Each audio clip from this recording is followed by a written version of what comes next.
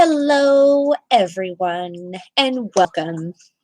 Today, it is part 3 of our puppet making experience. As you can see, well, can't really see, but I have my puppet almost complete. He's got his body, he's got his arms, and he's got his head all attached. So that's really exciting. So, we're going to go over the last few steps that I took to make this creature. I'm going to tilt my screen just a little bit more. Oh, sorry about that. I'm doing 2 live videos, YouTube and a Facebook.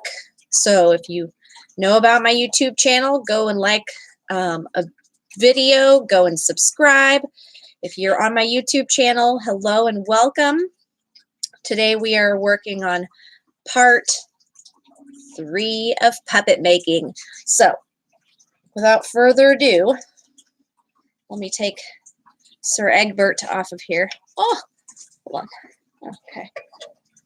Well, Egbert is almost done. As you know, I've been working on a puppet. Oh, yes.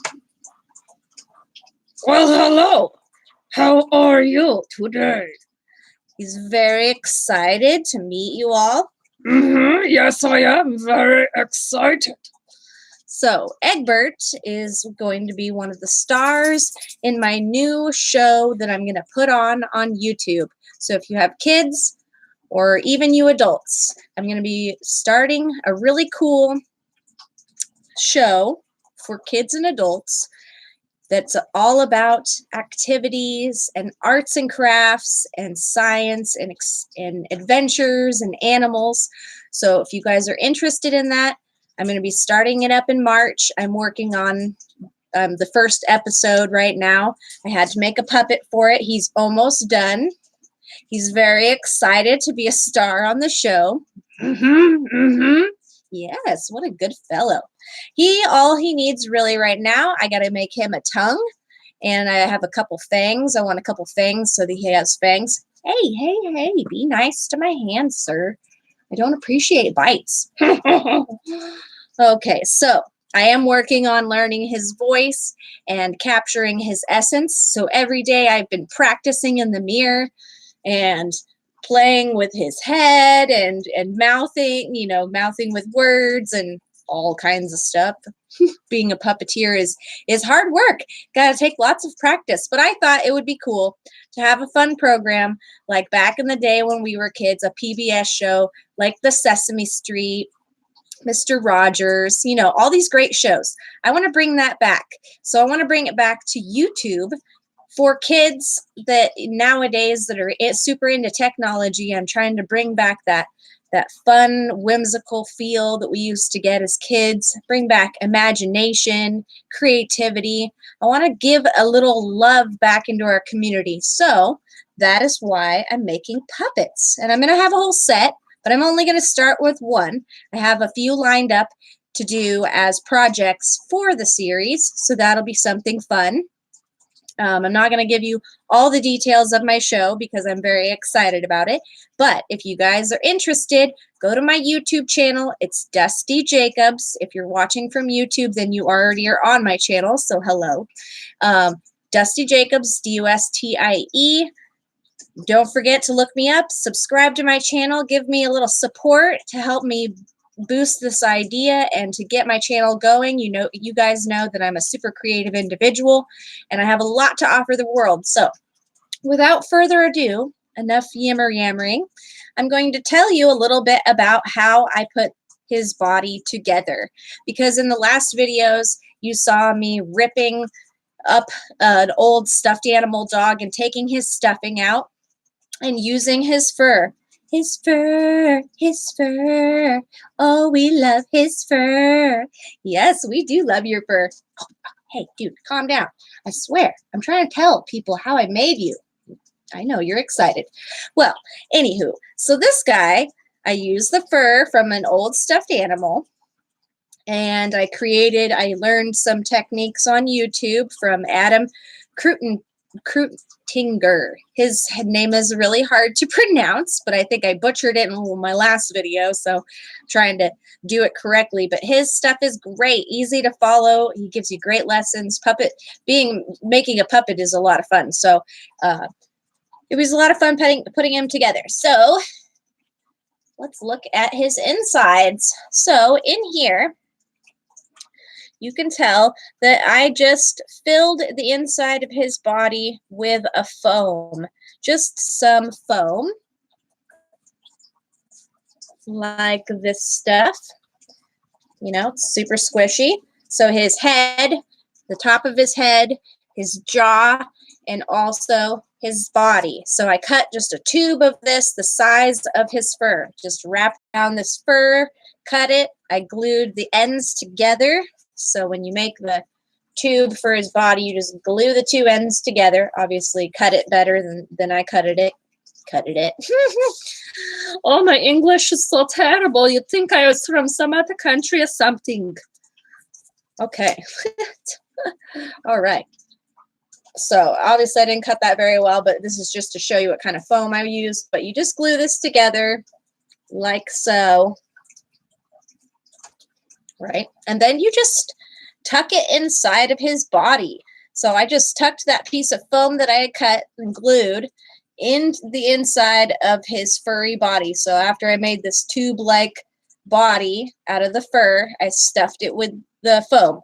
And then after I stuffed the foam inside, I took a needle and thread, and I just quickly whip stitched the edge of the fur to the foam all the way around. And, you know, and it took a little while. And then you do that also to the top. So without his head attached, it was like the same thing. You would just whip stitch the foam and the fur, which is underneath here. It's hiding. That way the foam is attached to your fur. So you want to stitch it at the top, stitch it at the bottom. That way he is all together. Okay, and then also, because I wanted his body to be kind of rigid, so you can tell that he's rigid, and that his neck is kind of wobbly so that I can move him. So what I did for that is that he's got extra fur right here and extra fur from his head that I had sewed together right directly in the middle, right in the middle. So that extra bit of fur that I left from the head and the top of this neck piece gives it that looseness so that I can maneuver his head. So make sure that you do that. So there's no foam in between here. There's no foam in his neck piece. That way he can look at my feet. What are you even looking at right now? My feet are not even, you can't even see my feet. Don't even try. Okay. So he doesn't have really a neck, but that's just so he can be more functional, moving, and dramatic. So once you have his neck sewed in the inside, I also, like I was saying, kept his body. I wanted his body to be rigid.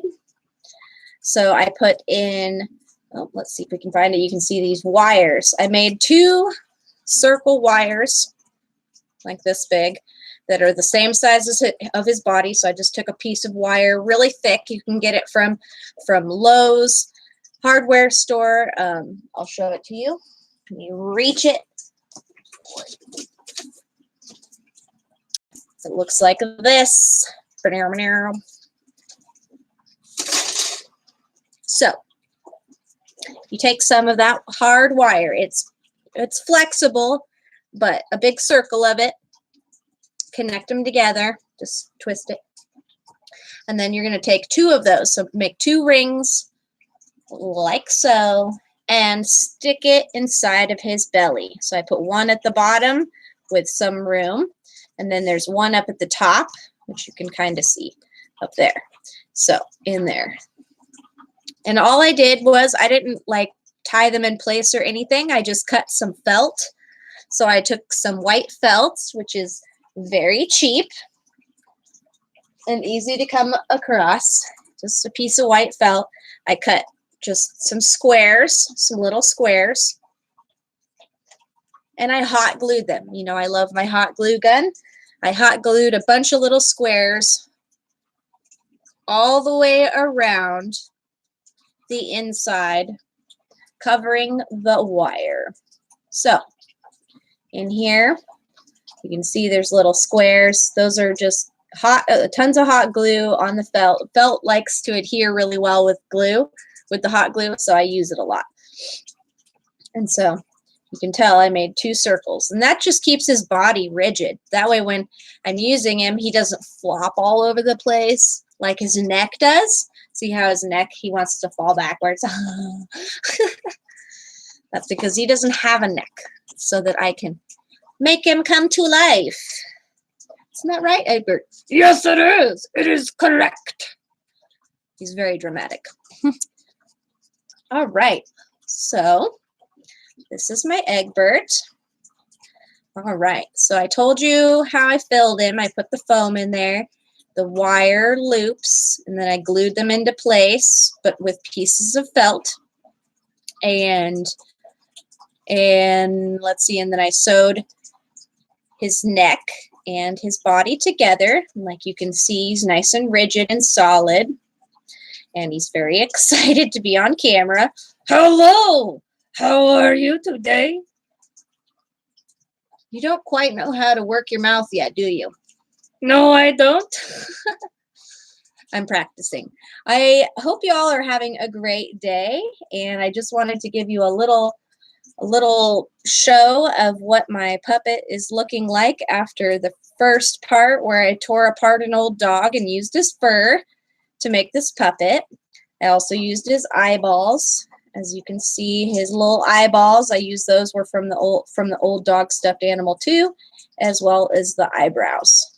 So you can repurpose old stuffed animals. I found my stuffed animal for this fur at the Goodwill, the good old G Double, and it was only $8, and I repurposed his fur and most of his body to make this cool puppet that I'm going to put on my puppet show. So I'm really excited. I still have to put some hand rods in there so that I can wave and do stuff with his hand. Hey, hey, hey, don't eat your feet.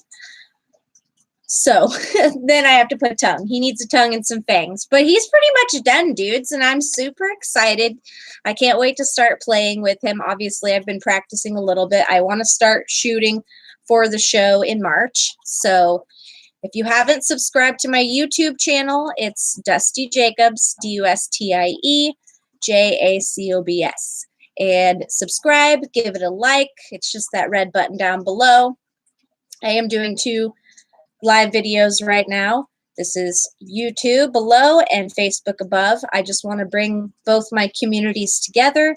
I'm trying to do this really awesome kids/adult series, you know, for activities and art and fun.